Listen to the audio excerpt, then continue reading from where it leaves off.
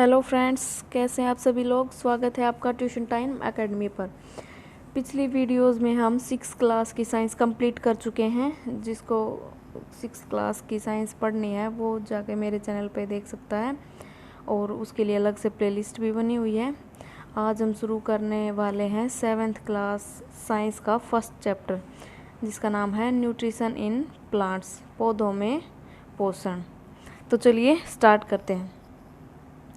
In class 6, you learned that food is essential for all living organism. Chhathi class में आपने पढ़ा होगा कि भोजन किस प्रकार सभी सजीवों के लिए ज़रूरी होता है। You also learned that carbohydrates, protein, fats, vitamins and minerals are component of food. आपने यह भी पढ़ा होगा कि जैसे carbohydrate, protein, fat, vitamin, mineral ये भोजन के घटक होते हैं। These components of food are called nutrients and और नेसेसरी फॉर आवर बॉडी। ये जो घटक होते हैं भोजन के, इनको न्यूट्रिएंट्स कहा जाता है और ये हमारी बॉडी के लिए, हमारे शरीर के लिए बहुत ज़रूरी होते हैं। All living organism require food. सभी सजीवों को भोजन की आवश्यकता होती है। Plants can synthesise food for themselves but animals including humans can not. जो पौधे होते हैं वो अपना भोजन स्वयं तैयार कर सकते हैं, परंतु कुछ एनिमल ऐसे होते हैं, यहाँ तक कि मानव भी उनमें आता है, जो अपना भोजन स्वयं तैयार नहीं कर सकते। They get it from plants और एनिमल्स दैट ईट प्लांट्स। वे अपना भोजन या तो पौधों से प्राप्त करते हैं या दूसरे जानवरों से प्राप्त करते हैं जो पौधों को खाते हैं। दस humans and animals are directly or indirectly dependent on plants। जो मानव और जो जानवर होते हैं वो सीधे या इनडायरेक्टली पौधों पर ही निर्भर करते हैं। Mode of nutrition in plants.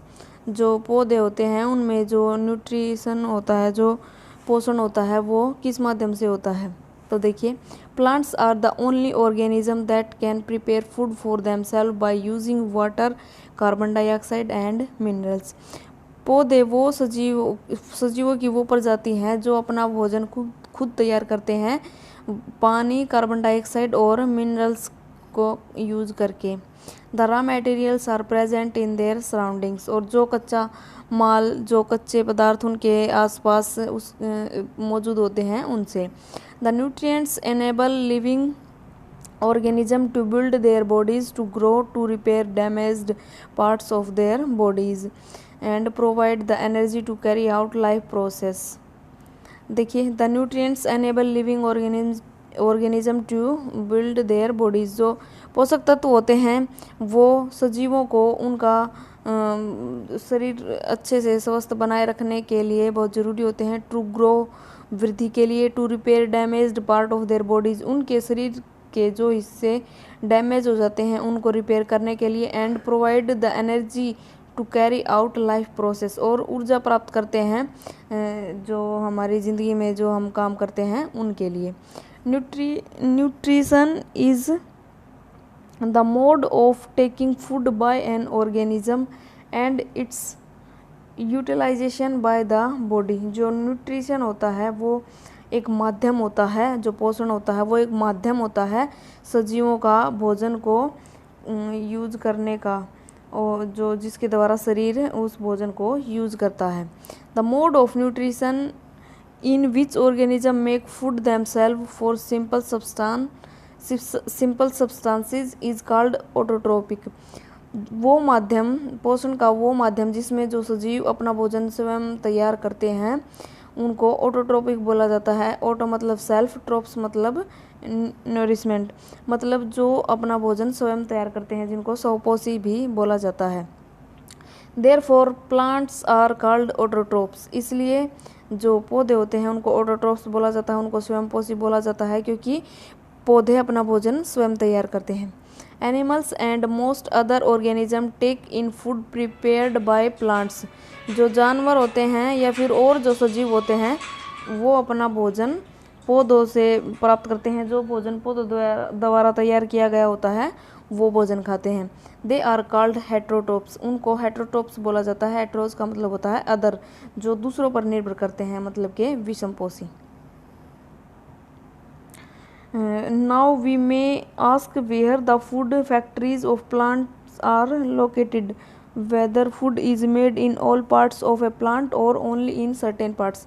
Now we may ask where, अब हम ये जानना चाहेंगे कि जो भोजन होता है वो पौधे के अंदर कहाँ पर भोजन बनाने की फैक्ट्री होती है, या फिर पौधे के हर एक भाग में भोजन तैयार किया जाता है।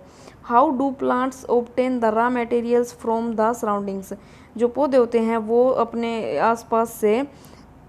आसपास के वातावरण से जो कच्चा जो पदार्थ होते हैं वो कैसे ग्रहण करते हैं।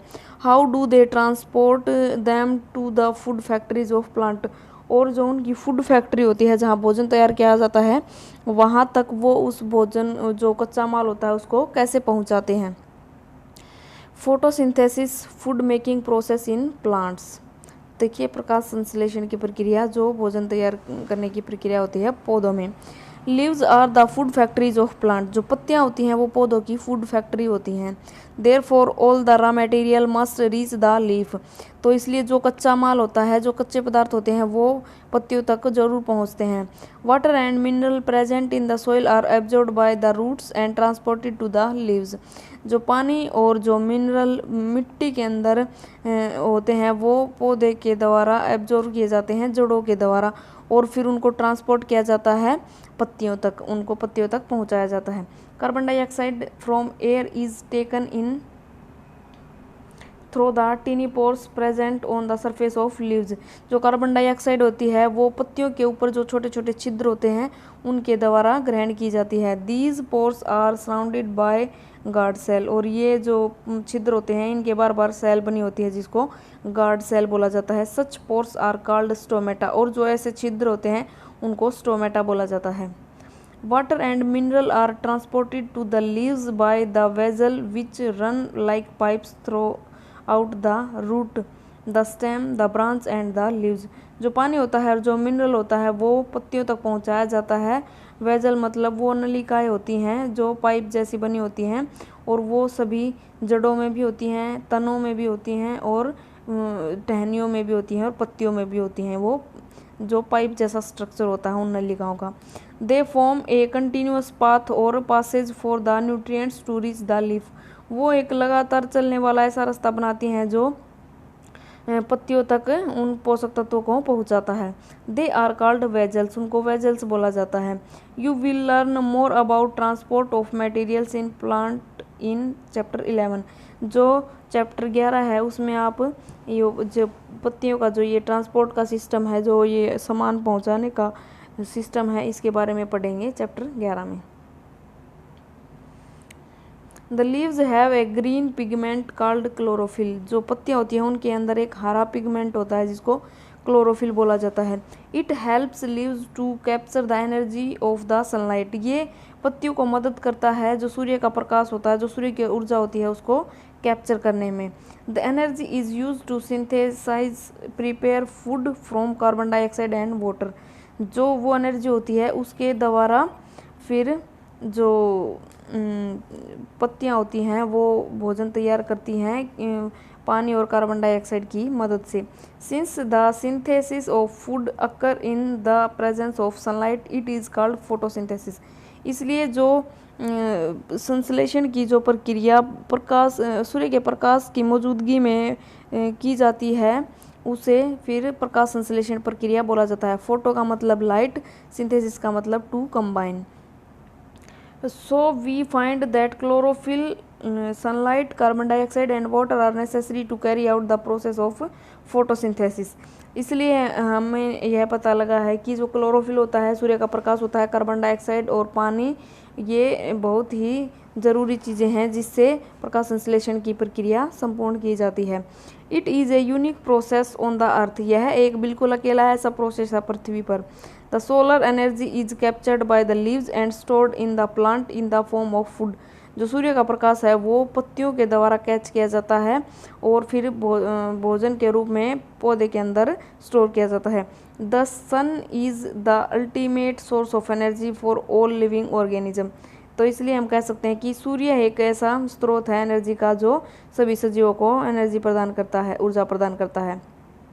Can you imagine life on earth in the absence of photosynthesis? क्या आप पृथ्वी पर बिना प्रकाश संश्लेषण की प्रक्रिया के अपना जीवन सोच सकते हैं? In the absence of photosynthesis there would not be any food. अगर प्रकाश संश्लेषण नहीं होगा तो पृथ्वी पर कोई भी भोजन नहीं होगा। The survival of almost all living organism directly और indirectly depends upon the food made by the plants. तो जितने भी सजीव हैं उनको जीवित रहने के लिए जो भोजन होता है उसके लिए वो डायरेक्टली और इनडायरेक्टली उसी भोजन पर निर्भर करते हैं जो पौधों के द्वारा बनाया जाता है। Besides oxygen which is essential for the survival of all organism is produced during photosynthesis. और जो ऑक्सीजन जो सभी सजीवों के जीवन के लिए बहुत ज़रूरी है वो भी फोटोसिंथेसिस की प्रक्रिया के द्वारा ही प्रोड्यूस की जाती है। इन the absence of photosynthesis life would be impossible on the earth. अगर प्रकाश संश्लेषण नहीं होगा तो पृथ्वी पर जीवन संभव नहीं होगा। During photosynthesis chlorophyll contain cell of leaves in the presence of sunlight use carbon dioxide and water to synthesis carbohydrates. जब प्रकाश संश्लेषण की प्रक्रिया होती है तो जो पत्तियों में जो क्लोरोफिल होता है वो सूर्य की प्रकाश की उपस्थिति में कार्बन डाइऑक्साइड और पानी को यूज करके कार्बोहाइड्रेट बनाता है। The process can be represented in an equation. और यह प्रक्रिया एक इक्वेशन के द्वारा दर्शाई जा सकती है। देखिए ये इक्वेशन है कार्बन डाइऑक्साइड प्लस वाटर और इसके सूर्य के प्रकाश में क्लोरोफिल के द्वारा क्या बनाया जाता है, फिर ये नीचे कार्बोहाइड्रेट प्लस ऑक्सीजन। तो कार्बोहाइड्रेट बनाया जाता है जो पौधे के अंदर स्टोर हो जाता है और ऑक्सीजन जो है पौधा प्रोड्यूस कर देता है। ये देखिए ये चित्र है इसका क्लोरोफिल का पत्ती का, ये आप अच्छे से देख सकते हैं। इसके अंदर बिल्कुल ये दिखा रखा है, ये पोर्स होते हैं छोटे छोटे और ये जो ग्रीन कलर का होता है ये क्लोरोफिल होता है। और जो ये बाहर ये स्टोमेटा के बाहर जो ये सेल होती है इसको गार्ड सेल बोला जाता है। ये पत्ती के अंदर का स्ट्रक्चर है, ये स्टोमेटल ओपनिंग है। ये फिर इसके बाहर जो लेयर सी बनी हुई है ये गार्ड सेल है। ये देखिए इसके अंदर दिखाया गया है कि किस प्रकार सूर्य के प्रकाश से पत्तियाँ एनर्जी लेती हैं और फिर ऑक्सीजन बाहर छोड़ती हैं, कार्बन डाइऑक्साइड अंदर जा रही है, क्लोरोफिल जो होता है पत्ती के अंदर होता है और जो वाटर मिनरल होते हैं वो जड़ के द्वारा ग्रहण किए जाते हैं। During the process oxygen is released. और इस प्रक्रिया के दौरान ऑक्सीजन छोड़ी जाती है। The presence of starch in leaves indicate the occurrence of photosynthesis. पत्तियों के अंदर जो स्टार्च होता है वो यह दर्शाता है कि जो इनके अंदर जो है प्रकाश संश्लेषण की प्रक्रिया हुई है। Starch is also a carbohydrate. जो स्टार्च होता है वो भी एक कार्बोहाइड्रेट ही होता है।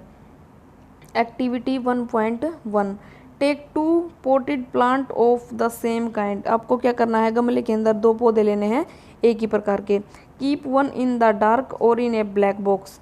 एक को क्या करना है, अंधेरे में रखना है या फिर किसी काले डिब्बे में रखना है फॉर 72 आवर्स 72 घंटों के लिए। And the other in sunlight. और दूसरे को सूर्य के प्रकाश में रखना है। Perform iodine test with the leaves of both the plants as you did in class 6। जैसा कि आपने कक्षा 6 में किया था, दोनों की पत्तियों के साथ आपको आयोडीन टेस्ट करना है। Record your results. और अपने जो परिणाम है उनको रिकॉर्ड कीजिए। Now leave the pot which was earlier kept in the dark in the sunlight for 3-4 days and perform the iodine test again on its leaves। अब क्या करना है, जो गमला आपने अंधेरे में रखा था उसको 3-4 दिन के लिए फिर सूर्य के प्रकाश में रखिए और फिर से दोबारा से उनके ऊपर आयोडीन टेस्ट कीजिए। Record your observation in your notebook. अब फिर से जो आपकी ऑब्जर्वेशन है उसको रिकॉर्ड कीजिए अपनी नोटबुक में। The leaves other than green also have chlorophyll. जो हरी पत्तियों के अलावा जो और रंग की पत्तियाँ होती हैं उनके अंदर भी क्लोरोफिल होता है। The large amount of red brown and other pigments mask the green colour. जो दूसरे रंग की होती हैं जैसे रेड ब्राउन और फिर एंड अदर पिगमेंट मास्क, जो जिनका मास्क लगा होता है उनके ऊपर अलग दूसरे कलर का। Photosynthesis take place in these leaves also. उन पत्तियों के अंदर भी प्रकाश संश्लेषण की प्रक्रिया संभव होती है। You often see slimy green patches in ponds or You often see slimy green patches in ponds or stagnant water bodies. आपने पानी के तालाबों में हरे हरे धब्बे तैरते हुए देखे होंगे, पतले पतले से। These are generally formed by the growth of organism called algae. वो एक सजीवों की एक प्रजाति है एल्गी, उसके द्वारा बनाए जाते हैं। Can you guess why algae are green in colour. क्या आप सोच सकते हैं कि जो एल्गी होती है वो ग्रीन कलर की क्यों होती है। They contain chlorophyll which gives them the green colour. उनके अंदर क्लोरोफिल होता है जिसके द्वारा उनको हरा रंग दिया जाता है। Algae can also prepare their own food by photosynthesis. जो एल्गी होती है वो भी अपना भोजन स्वयं तैयार करती है प्रकाश संश्लेषण की प्रक्रिया के द्वारा। Synthesis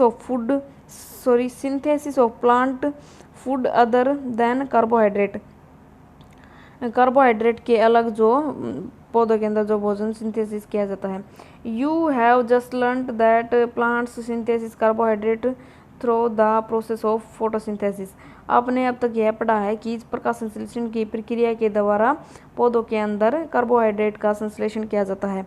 the carbohydrate are made of carbon. जो कार्बोहाइड्रेट होता है वो कार्बन का बना होता है, हाइड्रोजन एंड ऑक्सीजन, हाइड्रोजन और ऑक्सीजन का। These are use to synthesis the other components of food such as protein and fats. ये इनका यूज किया जाता है जो और घटक होते हैं भोजन के, जैसे प्रोटीन हो गया और फैट हो गया, उनको संश्लेषण करने के लिए। But proteins are nitrogenous substance which contain nitrogen. परंतु जो प्रोटीन होते हैं वो नाइट्रोजिनस सब्सटेंस होते हैं जिनके अंदर नाइट्रोजन होता है। From where do the plants obtain nitrogen. पौधे कहाँ से नाइट्रोजन प्राप्त करते हैं। Recall that nitrogen is present in evidence in gases form in the air. आप याद कीजिए कि नाइट्रोजन भी हवा के अंदर जो गैसें होती हैं उनके अंदर प्रेजेंट होती है। However plants can not absorb nitrogen in this form.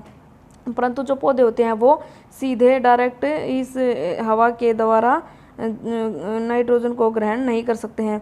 Soil has certain bacteria that convert gaseous nitrogen into A usable form and release it into the soil. जो मिट्टी होती है उसके अंदर कुछ ऐसे बैक्टीरिया होते हैं जो नाइट्रोजन को, गैसों के अंदर जो नाइट्रोजन होती है उसको किसी दूसरी फॉर्म में चेंज कर देते हैं और उसको मिट्टी के अंदर छोड़ देते हैं। These are absorbed by the plants along with water. और फिर पौधे जब पानी से, जड़ों से पानी ग्रहण करते हैं उसी से फिर वो नाइट्रोजन भी ग्रहण कर लेते हैं। Also you might have seen farmer adding fertiliser rich in nitrogen to the soil. और आपको यह भी याद होगा, आपने देखा भी होगा कि जो किसान होते हैं वो भी ऐसे फर्टिलाइज़र अपने खेतों में डालते हैं जिनके अंदर नाइट्रोजन काफ़ी बड़ी मात्रा में होता है। In this way the plant fulfil their requirement of nitrogen along with the other constituent. इसी प्रकार फिर जो पौधे होते हैं वो अपनी जो नाइट्रोजन की जो ज़रूरत होती है उसको पूरा कर लेते हैं दूसरे घटकों के साथ। Plants can then synthesis protein and vitamin. और फिर जो पौधे होते हैं वो प्रोटीन और विटामिन का भी संश्लेषण कर सकते हैं। तो आज की वीडियो में इतना ही पढ़ते हैं, बाकी चैप्टर नेक्स्ट वीडियो में कंप्लीट करेंगे। मिलते हैं नेक्स्ट वीडियो में, तब तक के लिए आप लेसन पढ़िए। अगर आपको वीडियो पसंद आई हो तो वीडियो को लाइक करें, शेयर करें, चैनल को सब्सक्राइब करें। चैनल का लिंक आपको डिस्क्रिप्शन बॉक्स में मिलेगा। मिलते हैं नेक्स्ट वीडियो में, तब तक के लिए थैंक यू।